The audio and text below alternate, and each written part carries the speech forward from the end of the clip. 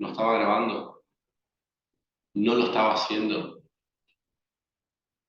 Díganme que es una mentira. No, recién ahora estoy grabando. Bueno, listo, arrancamos todo de vuelta.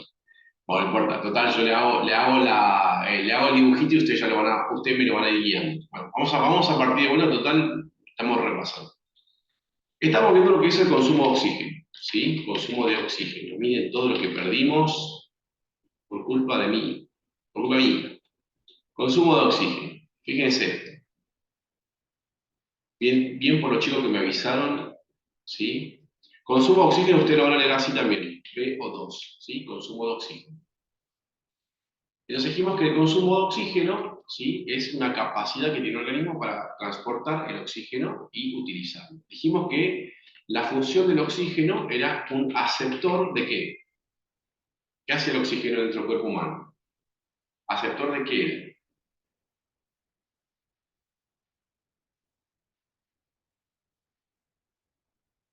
Bueno, de electrones, muy bien.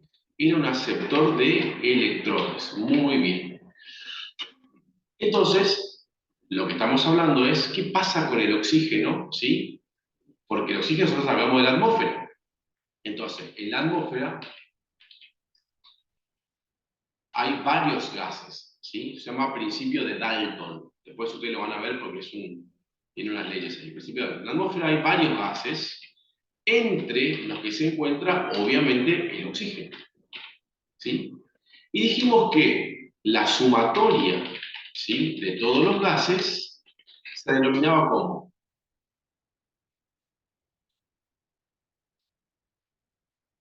presión ¿qué?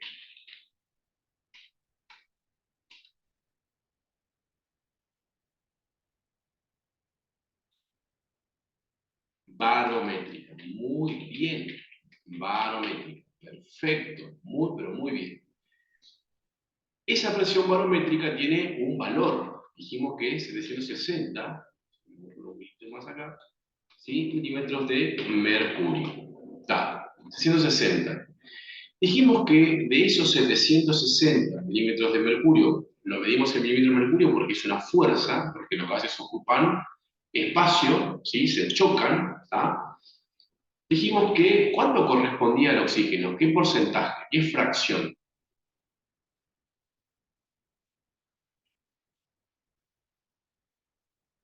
El 21%, muy bien, o sea, el 21% es oxígeno.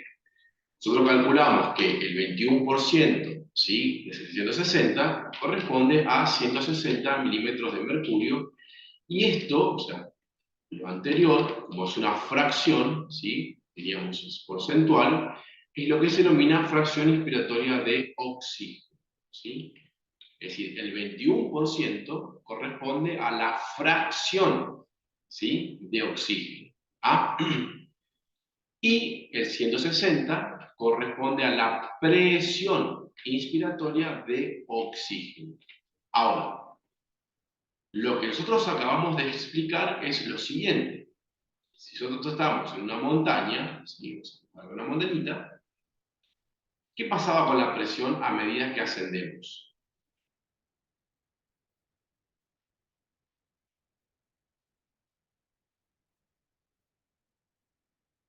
Con la presión disminuye. O sea, esta presión, ¿sí? Esta presión, no lo duden, esta presión va a disminuir, ¿sí? Va a disminuir. ¿Tá? Es decir, que yo no voy a tener, no pasa nada, yo no voy a tener una presión del 21%, claramente que esto se va a reducir, ¿sí? Y como se reduce la presión en la atmósfera, no hay un gradiente. ¿Qué significaba gradiente?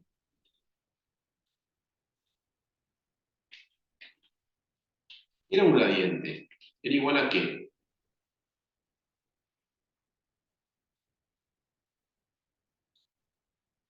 A una diferencia. Fio significa fracción, fracción inspiratoria de oxígeno. Y pío significa presión inspiratoria de oxígeno. Inspiratoria porque la tenemos que hacer entrar. Entonces, sí o sí, para que haya flujo, tiene que haber una diferencia, ¿sí? Entonces, también dijimos que el alveolo, vamos a buscar el alveolito, ¿sí? Acá dentro del alveolo, la presión de oxígeno, ¿cuánto es? Dijimos que la PO2, ¿sí? La presión de oxígeno, vamos así, miren, presión alveolar de oxígeno era de 100 milímetros de mercurio, ¿sí? Esto se llama PA, presión inspiratoria de oxígeno es la PIO, PIO, ¿sí? Yo le mostraría una cantidad de cosas, pero me parece que nos iríamos por la rama y no tiene sentido. Pero si ustedes aprenden esto hoy, ¿sí? Si ustedes lo saben hoy a esto, ¿sí? Créanme que después el resto va a ser una papa. Pero tienen que aprenderlo ahora. ¿Tá? Entonces, si yo tengo que en la atmósfera, voy a agrandar un poquito más ¿sí? La atmósfera. Yo tengo una presión inspiratoria de oxígeno. Vamos a ver cómo estamos. Tengo una presión inspiratoria de oxígeno. ¿Sí? Acá. Esto es atmósfera, ¿no? De 160. Y acá una de 100.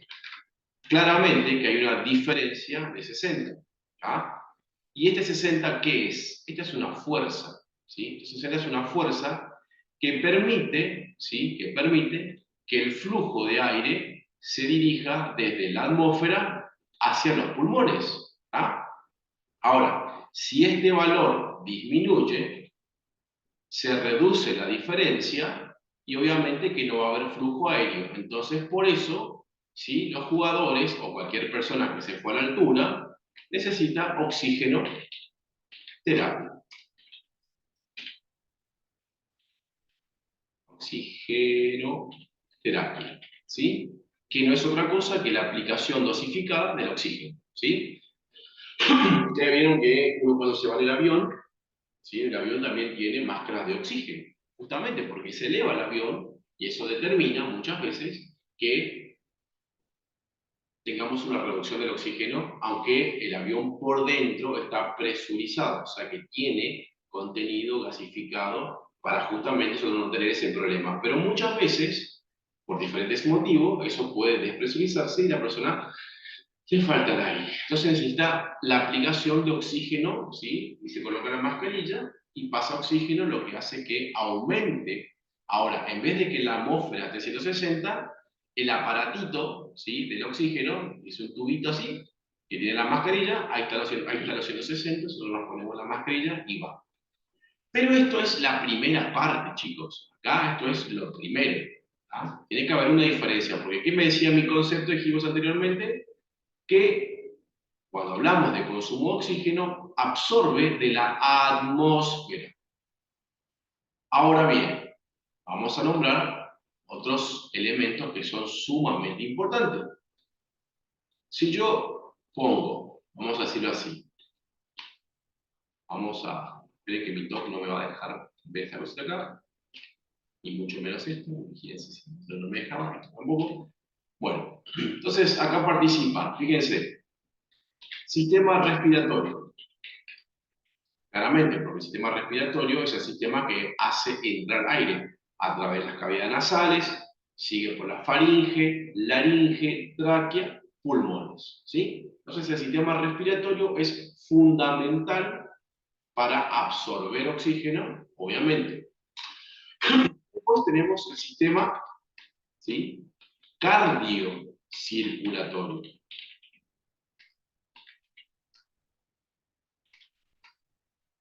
Cardiocirculatorio. Porque el oxígeno que entró va a ir al corazón y del corazón se va a distribuir a todos los órganos. Y por último, vamos a poner órganos, ¿sí? Y ustedes saben que los órganos es un conjunto de tejidos y los tejidos es un conjunto de células, ¿sí? Entonces acá, como por ejemplo, podemos poner, músculo esquelético, ¿sí? Músculo esquelético. ¿Ah? ¿Me siguen hasta acá?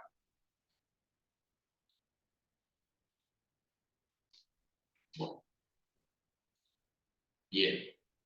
Quiere decir que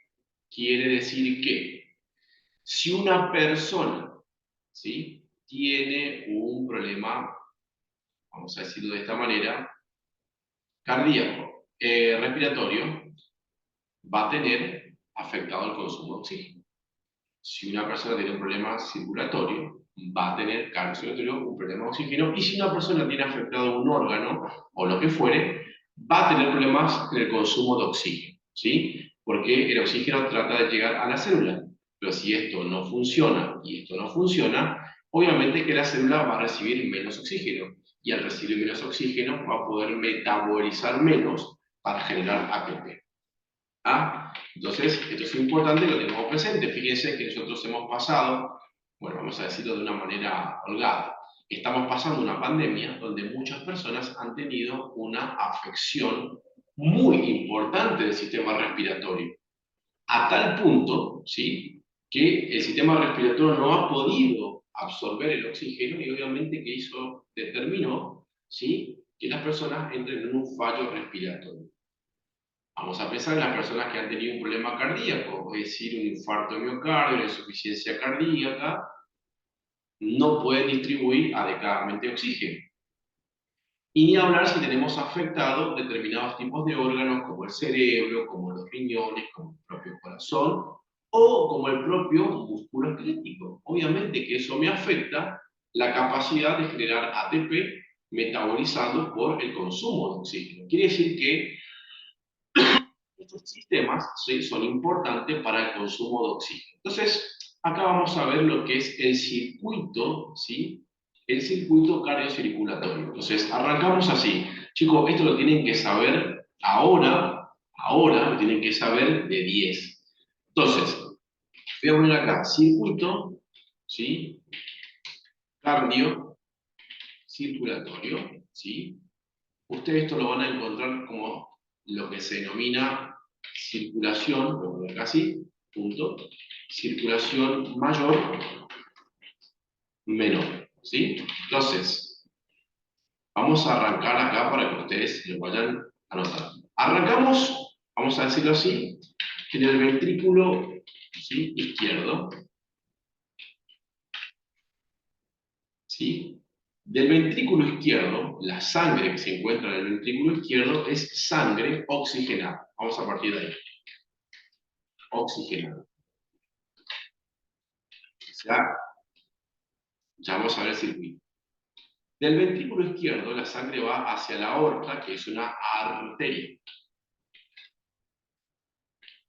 De la aorta, ¿sí?, la sangre va hacia todos los tejidos, vamos a poner acá órganos, ¿sí?, tejidos, ¿sí?, va hacia todos esos elementos. Cerebro, ojo, lengua, corazón, músculo esquelético, hueso, piel, pongan el tejido que ustedes quieren. A través de las arterias, la arteria principal, que es la aorta, va a esos órganos. De esos órganos, obviamente que salen productos de desecho y retorna al corazón una sangre que claramente no está oxigenada, ¿sí? Entonces acá tenemos las famosas venas.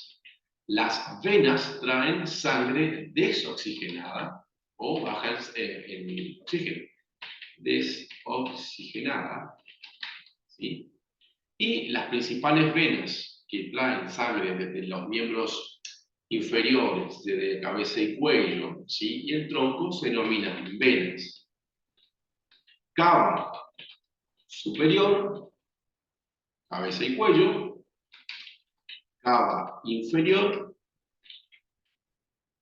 y lo que corresponde a las venas seno coronario, que es el sistema venoso del corazón. Todas esas venas me traen sangre hacia el corazón. La pregunta es, ¿hacia qué parte del corazón? Hacia el atrio. Vamos a poner acá aurícula. Vamos a ver después ustedes cómo lo dan. Atrio derecho. Del atrio derecho, ¿sí?, la sangre va a pasar al ventrículo derecho. del ventrículo derecho, fíjense, acá estamos llevando, vamos a poner acá, sangre, ¿sí?, desoxigenada, ¿sí? O sea, que acá tenemos, todo esto es sangre desoxigenada, ¿eh? Lo copio acá, es fundamental saberlo esto. Del ventrículo derecho va a la arteria pulmonares, arterias pulmonares, ¿sí?, que como dijimos lleva sangre desoxigenada. Las arterias pulmonares justamente van a llegar al pulmón, ¿sí?, o a los pulmones, ¿sí?, llegan a los pulmones. En los pulmones están los alvéolos, ¿sí?, y ahí se produce la difusión alvéolo capilar. Es decir, que ahí se producía justamente, nosotros ya habíamos mostrado, ya hicimos entrar oxígeno, la sangre que pasa por ahí se oxigena, ¿sí? Entonces acá se produce esa difusión de oxígeno, ¿sí? Vamos a poner acá dióxido de carbono. La sangre que sale de los pulmones sale por las venas pulmonares. Venas pulmonares. Las venas pulmonares llevan sangre, ¿sí?, oxigenada, porque salen del pulmón, obviamente, salen del pulmón con el intercambio gaseoso. Entonces, las venas pulmonares me llevan sangre oxigenada. Y esas venas pulmonares desembocan en el atrio, o, así, aurícula izquierda, que va a tener sangre oxigenada. Y esta aurícula izquierda va a desembocar nuevamente en el ventrículo izquierdo, que como dice la primera parte, lleva sangre oxigenada, ¿sí? Entonces, todo esto que estamos viendo acá es el famoso consumo de oxígeno. ¿Ah? Consumo de oxígeno.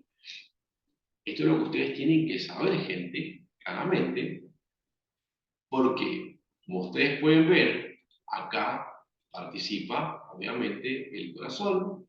Voy a hacer un poquito menos de prolijo. El corazón. Participa las arterias. Participan los órganos. Participan las venas, ¿sí? Que toda esa parte, obviamente, me lleva sangre desoxigenada. ¿Ah? Y después la sangre vuelve a oxigenarse porque estamos llevando sangre, obviamente, oxigenada. Cualquier afección de todos estos elementos, obviamente, que me va a afectar el consumo de oxígeno, ¿sí? Bueno, perdón. Entonces, fíjense qué interesante porque nosotros hablamos de consumo de oxígeno y era esto lo que hay que saber, o sea, esto es lo que uno tiene que entenderlo, uno lo que tiene que estudiarlo. Esto es el consumo de oxígeno. Ahora bien, el metabolismo basal es el consumo de oxígeno necesario para mantener nuestra actividad física basal. Acostarse, o sea, dormir, respirar, miccionar, evacuar, ¿sí? Todas las funciones que nosotros hacemos en reposo, vamos a ver, imagínense ustedes, o quizás lo están haciendo, están durmiendo, si están acostados, ¿no? Eso es el metabolismo basal, es decir, la energía necesaria para mantener las funciones vitales básicas, ¿sí? Entonces, claramente que el metabolismo basal tiene una demanda metabólica, ¿sí?, o sea, un consumo de oxígeno muy bajo. Por supuesto que sí. Ahora bien, la actividad física, el ejercicio físico, ¿sí?, elevan el consumo de oxígeno, claramente. ¿Por qué? Porque aumenta la necesidad de oxígeno. ¿Por qué? Porque aumenta la necesidad de generar ATP. ¿Por qué? Porque aumenta el trabajo de las células, ¿sí? ¿Por qué? Para poder mantener la intensidad de una determinada actividad, ¿sí? Entonces, el consumo de oxígeno, ¿sí?, tenemos que soporta el metabolismo basal, es decir, la actividad que es necesaria para mantener nuestros signos vitales, y en este contexto, el sedentarismo, ¿sí? El sedentarismo viene de sedestación, ¿sí? El sedentarismo son todas las personas, o somos todas las personas que tenemos un consumo de oxígeno muy bajo. Y eso no está bueno, tener un consumo de oxígeno tan bajo, porque el consumo de oxígeno es un predictor de morbimortalidad. Morbimortalidad. ¿Qué significa morbimortalidad? Que en presencia de consumo de oxígeno bajo, tenemos más probabilidades de morir o de enfermar que una persona que tiene un metabolismo, ¿sí? O un consumo de oxígeno más alto, ¿sí? Entonces, el sedentarismo se asocia a un 6% de mortalidad, quiere decir que el 6% de la población sedentaria tiene más probabilidad de morir, 25% de cáncer de mama y colon, 27% de desarrollar diabetes, ¿sí? Y un 30% de desarrollar infarto de miocardio, ¿sí? Quiere decir que los consumos de oxígeno bajo determinan, ¿sí? O predisponen a las personas a tener determinados tipos de enfermedades y algunas, ¿sí? Muy, ¿cómo se dice? Que tienen una alta incidencia y prevalencia, una alta frecuencia de morbimortalidad. Bien, hasta acá ¿cómo vamos? ¿Me va siguiendo?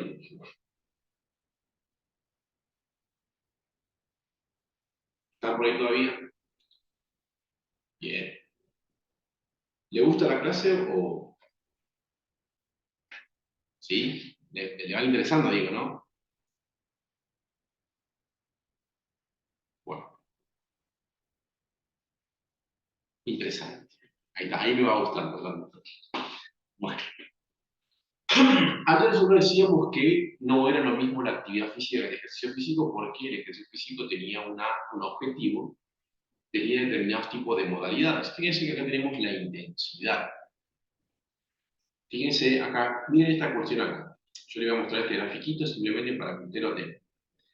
Zona 1, zona 2, zona 3. Acá tengo VO2. VO2 significa consumo de oxígeno. ¿Sí? Consumo de oxígeno. Fíjense que dice intensidad muy baja o baja, un porcentaje del consumo de oxígeno máximo menos de 60 a 65%. En la zona 2, intensidad media, el consumo de oxígeno oscila entre el 65 y el 85%, y en la zona alta, más del 85% del consumo de oxígeno. Profe, ¿qué esto? ¿Sabe qué? ¿De qué me está hablando con la intensidad? Y esto acá que dice un rol ventilatorio, acá dice RP. ¿Qué es esto?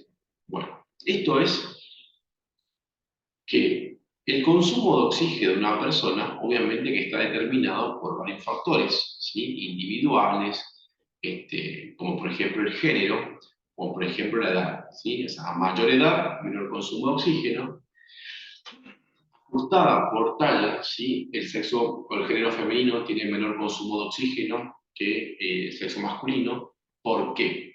Porque el tamaño del corazón, ¿sí? Tiende a ser menor, y porque el volumen sanguíneo que se maneja es menor. Obviamente, al tener menor volumen sanguíneo, eso determina que haya menor consumo de oxígeno. O sea que hay varios determinantes que diferencian, por eso es importante el principio de individualidad, ¿sí? Diríamos, desde el punto de vista del género y desde el punto de vista de la edad, ¿sí? Eso también es importante porque uno a veces ve, pasa por las plazas o va a un gimnasio y ve hombres y mujeres haciendo ejercicio de la misma manera, a la misma intensidad. Y obviamente que eso es un factor que no está bien porque no se ajusta al principio de individualidad. Es decir, claramente no es que la mujer no lo pueda hacer, eso es que se entienda porque ¿viste? Hoy estamos en esta cuestión, ¿no? Sino que lo que estamos hablando es de tener presente ciertas características en el hombre, ciertas características en la mujer para poder aplicar, dosificar el ejercicio físico. Después, ¿sí? Pero por supuesto, ¿sí? la mujer puede elevar su consumo de oxígeno de la misma forma que el hombre. De hecho, ¿sí? Eso lo vemos nosotros, uno va al gimnasio, ¿sí? O hace una actividad física y ve, diríamos, mujeres muy atléticas que tienen mayor consumo de oxígeno que uno. Y eso no está bien porque es una persona que está totalmente entrenada, ¿sí? Pero siempre hay que tener presente ese principio, el principio de saber que hay ciertas diferencias morfológicas, fisiológicas, que determinan que las respuestas para una misma intensidad sean diferentes. Entonces, fíjense que la intensidad determina la carga de entrenamiento, se controla la frecuencia cardíaca, la escala de percepción del esfuerzo, desde hablar, signos y síntomas de alarma. Bien, esto que dice RP que está acá no es otra cosa que la respuesta de percepción del esfuerzo. Y es una puntuación que clasifica a la intensidad del ejercicio en no me cansa algo, me cansa mucho, ¿sí? Por así decirlo, ¿no? Y esto que dice consumo de oxígeno menos del 60-65% representa una linealidad entre la frecuencia cardíaca y el consumo de oxígeno. Voy a graficar esto para que ustedes me puedan entender un poquito mejor. Cuando uno tiene, diríamos, existe una relación, diríamos, vamos a decir así, yo voy a hacer este gráfico que está acá, una relación lineal entre lo que va a ser el consumo de oxígeno, ¿sí? Lo pongo así, y acá voy a poner PO2, ustedes saben que es el consumo de oxígeno, y acá voy a poner frecuencia cardíaca. Ustedes saben que la frecuencia cardíaca es la cantidad de veces que el corazón late, si eso lo vamos a palpar en la carótida interna, las carótidas comunes, en la arteria radial, etc. Quiere decir que cuanto más frecuencia cardíaca tengamos, ¿sí? Cuanto más se eleva la frecuencia cardíaca, más consumo de oxígeno tenemos, ¿sí? Entonces quiere decir que hay una relación proporcional. A mayor frecuencia cardíaca, mayor consumo de oxígeno. Por lo tanto, la frecuencia cardíaca es un indicador de consumo de oxígeno. ¿Ah?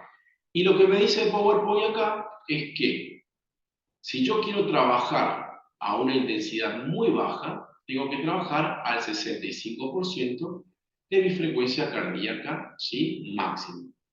¿Ustedes saben cuál es la frecuencia cardíaca máxima o cómo se calcula la frecuencia cardíaca máxima? ¿No? Vamos a hacerlo acá. A ver si ustedes lo pueden hacer. La frecuencia cardíaca máxima es la edad, ¿sí? O sea, 220 menos la leer otra acá. La frecuencia cardíaca máxima se calcula de la siguiente manera. La frecuencia cardíaca máxima es igual a 220 menos edad. ¿Sí?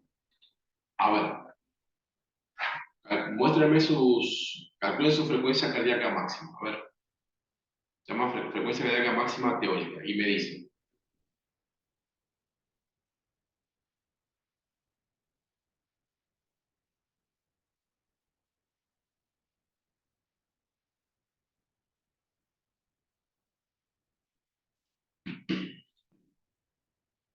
201, 203. Muy bien. ¿Qué más? A ver, 202. ¿Sí? Muy bien. 3 recién tengo que me mostraron su frecuencia. El resto, a ver, ¿qué más? ¿Qué más participa? A ver.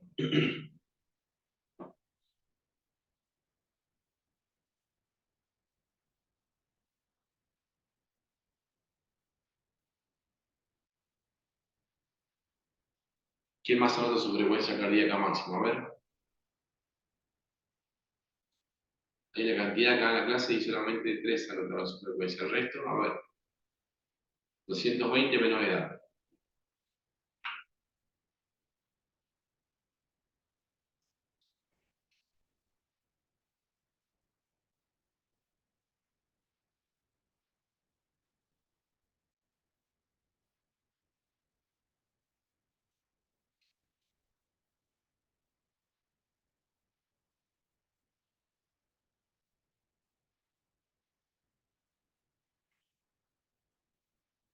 188, Eugenia, bien, muy bien.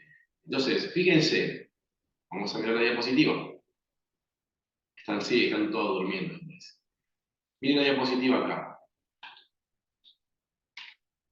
Zona muy baja, 65%, 65%. Entonces, vamos a calcular, ¿sí? La frecuencia cardíaca máxima, vamos a suponer, 202, bueno, cada uno calcula 196, ¿sí? Pongan su frecuencia máxima. Yo pongo, por ejemplo, 196, que es el último ejemplo que me da acá Astana Soft. 196 es el 100%, ¿sí? El 100%. ¿Cuánto es el 65%? ¿Sí?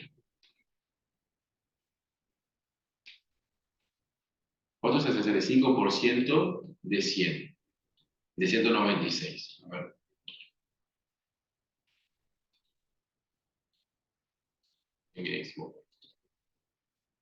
Cada uno saca su propia frecuencia cardíaca, su propia, vamos a ejemplo de 65. ¿Cuánto es el 65% de 196? Que ustedes sacan cada uno su frecuencia cardíaca.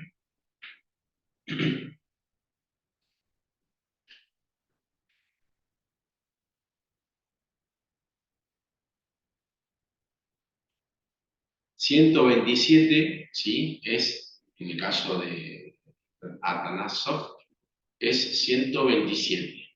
En el caso de Lara, 130. Muy bien. Entonces quiere decir que cuando 131 en el caso de Xiomara, quiere decir que cuando uno hace una actividad física y se controla la frecuencia cardíaca, ¿sí? Y sabe el valor de su frecuencia cardíaca máxima, también sabe a qué intensidad está trabajando. Trabajando en actividad muy baja, ¿sí? Media o intensa. ¿Y qué tiene que ver esto? Tiene que ver porque el objetivo de un ejercicio físico es trabajar determinado tipo de metabolismo para poder meterlo dentro de un engrama de movimiento o de actividad técnica, ¿sí? Que demanda el deporte o la actividad laboral o la actividad recreativa, o como una su compañera me dijo ayer, quiero bajar de peso. Entonces, si yo quiero bajar de peso, si yo quiero bajar de peso, o sea, oxidar grasa, no es quemar grasa, es oxidar grasa, lo que tengo que hacer es trabajar siempre en una zona media, ¿sí? Y en una zona intensa. ¿Por qué? Porque la zona intensa o alta y la zona media me generan un gran consumo metabólico de glucosa.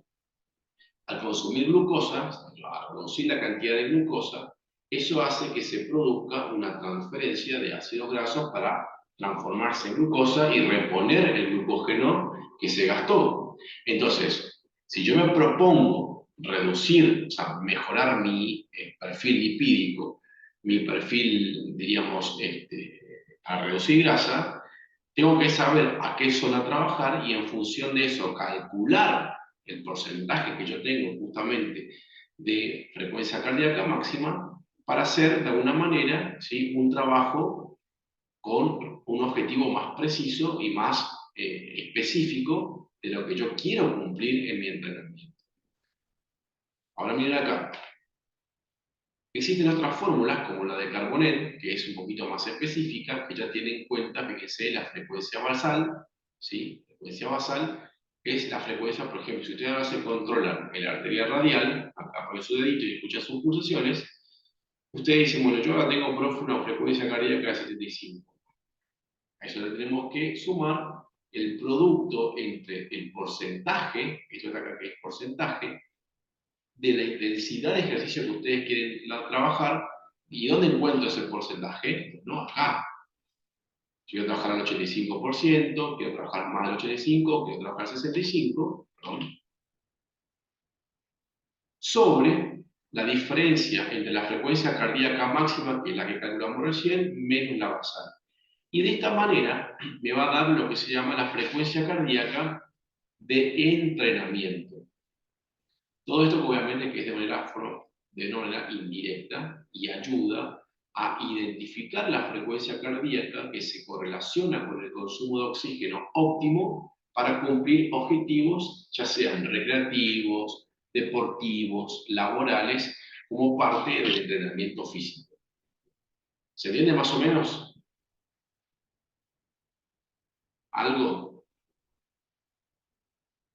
algo alguito?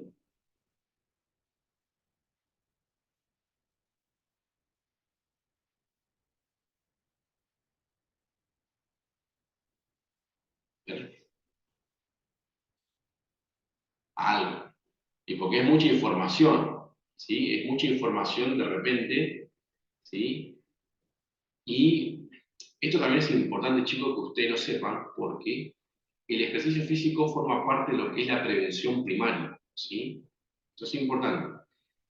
Y como es parte de prevención primaria, el ejercicio físico, si ustedes, o si no se hace correctamente, claramente que esto va a repercutir, ¿sí?, sobre la salud. ¿Ah? Y como ustedes van a ser futuros médicos y entre otras cosas van a recomendar a sus pacientes, ¿sí?, a hacer ejercicio físico, tienen que tener presente de que no es nomás andar a caminar a la plaza o andar a caminar a la costanera, sino que si vos vas a hacer ejercicio físico, tiene que ser con una finalidad, ¿sí? Y se tiene que hacer programado, ¿sí? Y obviamente que el médico de hoy tiene que salir con el perfil preventivo, o sea, solo siempre andamos atrás de la enfermedad, nunca estamos sanos. Y el ejercicio físico, bien planificado, programado, dosificado, es salud. De lo contrario, es una actividad física que no, el médico me mandó a caminar a la plaza, caminé no sé cuándo, me cansé, me dolía un poquito el mañana, no voy más. Entonces eso obviamente que no estimula a las personas a seguir actividad física. La intensidad de la actividad física se mide en MET significa metabolito, ¿sí? Unidades metabólicas. Y las unidades metabólicas no es otra cosa que la unidad del consumo de oxígeno. Fíjense cómo se clasifica la actividad, ¿sí? Menos de 3 MET, intensidad leve. Entre 6 a 7 MET, intensidad moderada. Y más de 6 MET, intensidad vigorosa. Entonces, ¿qué es el MET? El MET es la unidad metabólica del consumo de oxígeno. Unidad metabólica de consumo de oxígeno. Un MET, ¿sí? Un MET, por acá, texto, o sea, un MET equivale a 3,5 mililitros, ¿sí?, de oxígeno, ¿sí? Y un MET equivale a 3,5 litros de oxígeno. Y ese MET es indispensable, o sea, esos 3,5 para lo que es el metabolismo basal. O sea, que nosotros con un MET, ¿sí?, tenemos la energía necesaria para el metabolismo basal, o sea, para las funciones vitales corporales, ¿sí?, normales. ¿Ah? Bien. Vamos a borrarlo lo que nos parece, porque si no, queda todo bien. Sí. Fíjense que ustedes tienen intensidades y gastos energéticos más habituales de la actividad física. Tenemos actividad de la vida cotidiana, tenemos caminatas, tenemos algunos deportes, ¿sí?, con una clasificación ordinal, con un consumo de oxígeno medidas en unidades metabólicas y con un gasto calórico.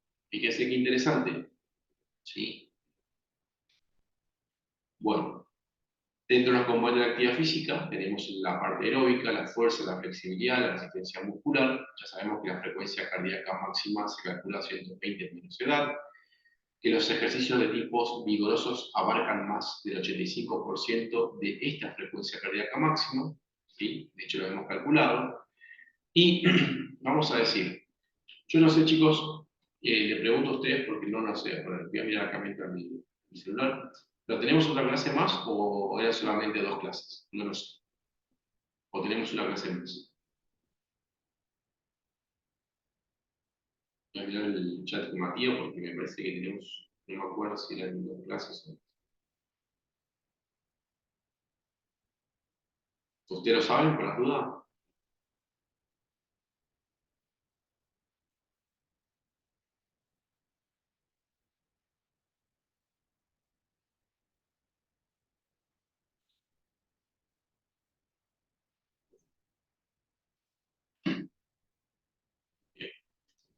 en esa interacción.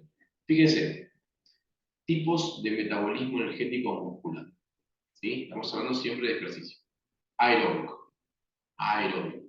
Aeróbico es porque lo hacemos en presencia de oxígeno. Utiliza, obviamente, energía proveniente de las macromoléculas que son hidratos de carbono, lípidos y proteínas a través del metabolismo anaeróbico. Obviamente que eso se produce en la mitocondria.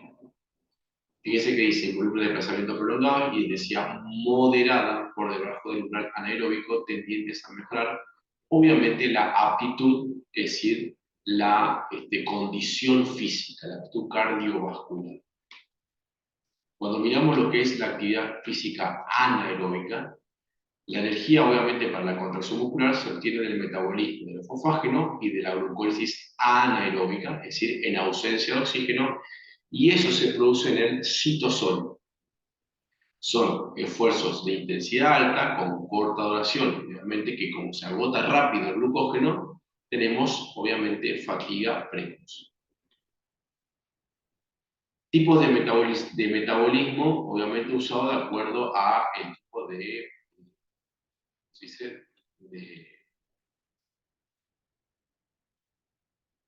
sistema energético. Fíjense que el metabolismo que nosotros vamos a utilizar, es decir, de hidrato de carbono, lípidos o proteínas, generalmente se utiliza lípidos y hidratos de carbono, va a depender nuevamente de la intensidad y de la duración de los esfuerzos, claramente.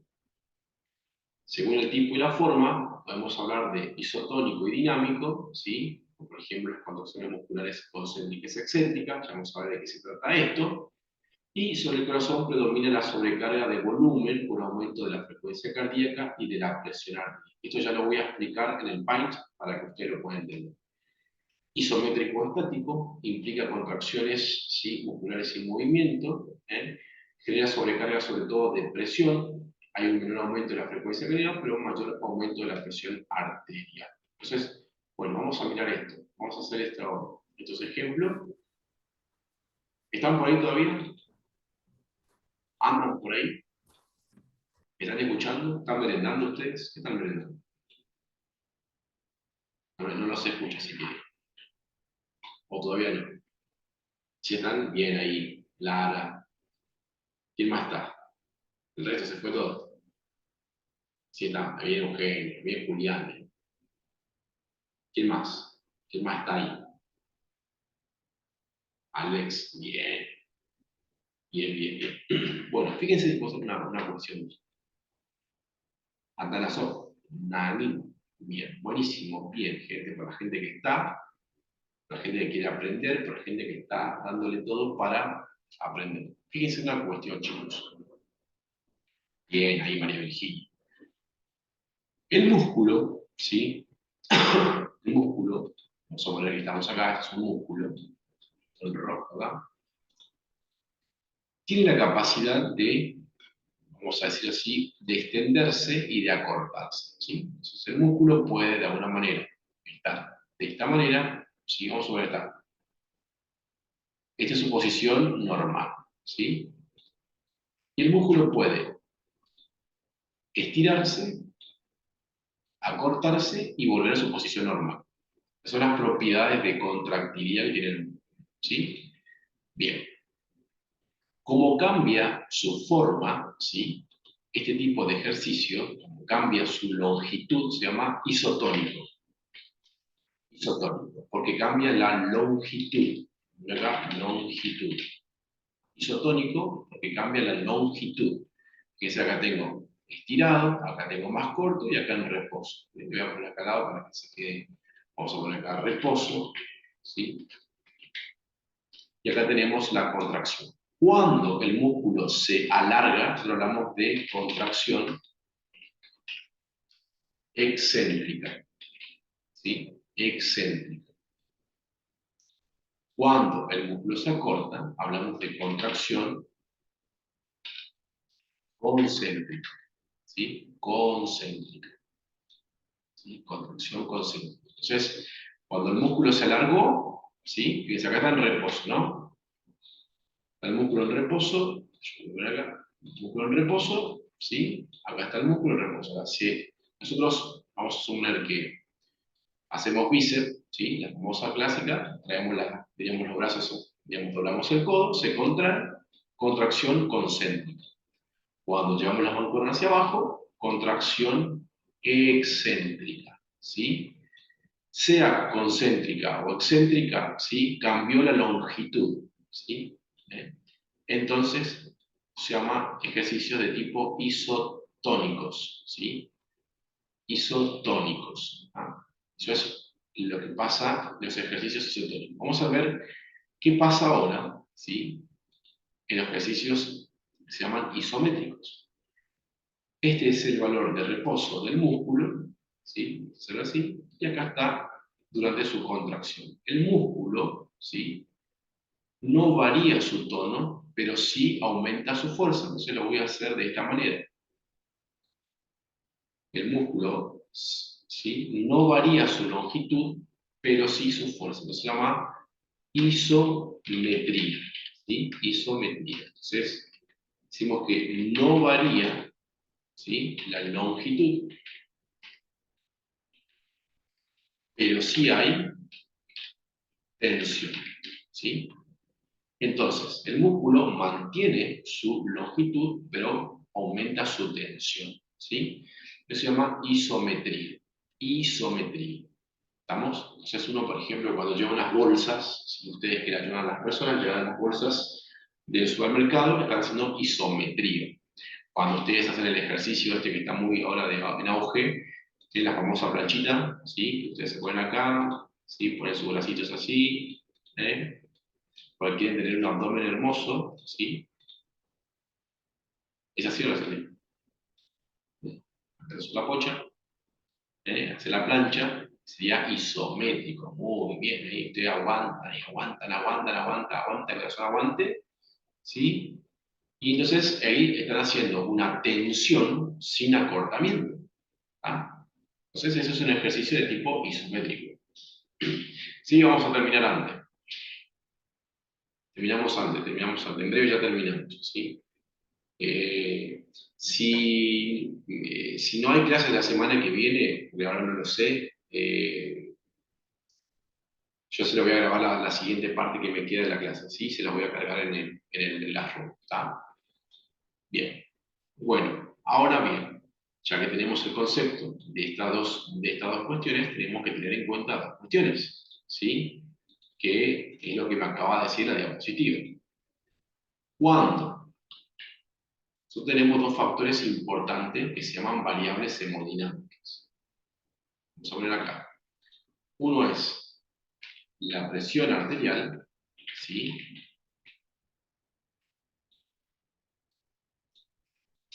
Y otro es la frecuencia cardíaca. Entonces, siempre que nosotros trabajemos una contracción de tipo isotónica, ¿sí? Tanto la presión arterial, voy a copiar así, entonces, yo hago en,